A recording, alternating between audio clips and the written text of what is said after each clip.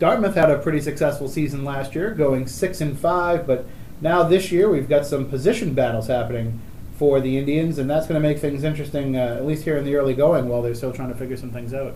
Yeah, I mean, the biggest battle for position for Dartmouth on the field is at quarterback. It was the same case last season as well. Blaine Almeida and Matt Boparlin, both of them, battled it out. Some games, both of them would even play. They're a little bit different in quarterbacks. Matt is more of like a running quarterback, although he does have a solid arm, but he kind of gives you a dual threat. And Blaine, he's got like a strong arm, so he's one that can kind of open up the field, get the ball down to the receivers, he's got a stronger arm, I would say. But both of them are battling it out. At this point, it could be, either one could start this Friday against Attleboro, in home game. And really, I know it's always nice to have that competition, but I think Coach Rick White would like to, settle in with which quarterback, will be their starter. But it's always good to have, two, outstanding options, at the quarterback position. And really, there's so much focus on Dartmouth's, quarterbacks, but their backfield this year is just unbelievable. Back this year is Alex Tisdale, who had a strong finish to last season, scoring, a few touchdowns the last couple games. Jack McCabe had an outstanding season. And, a lot of people probably remember Chris Martin opened up the season.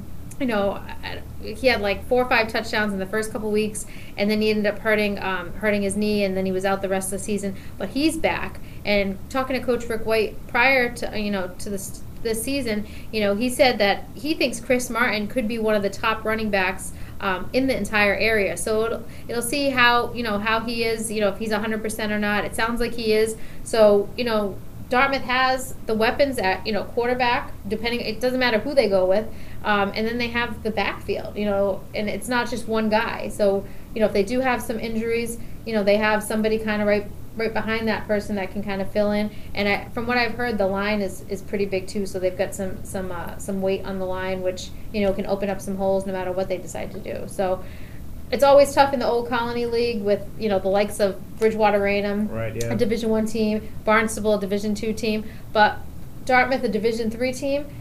Facing two teams in the different divisions can really help them make a playoff run. And I know they obviously want to win the not the Big Three, the Old Colony League, but it's pretty much getting them ready for the playoffs, and I think they'd like to make a run in the Yeah, you could playoffs. have a 2-loss season in the Old Colony League, but those 2 losses being league losses, and you have no shot at winning a title. Yeah, but then, I think for them as well, like, winning some games in the playoffs would be if they don't win the Old Colony League, that would be, kind of, like a second, like maybe not the top prize, but, the prize right below it. Well, it makes the top prize if you keep going in the playoffs. Yeah, that's for sure. It could be, yeah. And so it could be that kind of year for the Indians. You can follow along with everything on Twitter at @SC_varsity. That's the way to get a hold of us via the Twitter machine. And if you ever want to tweet us any of your photos, your videos, your thoughts during the games, even a little smack talk as long as you keep it clean, Yep. you can do so at @SC_varsity.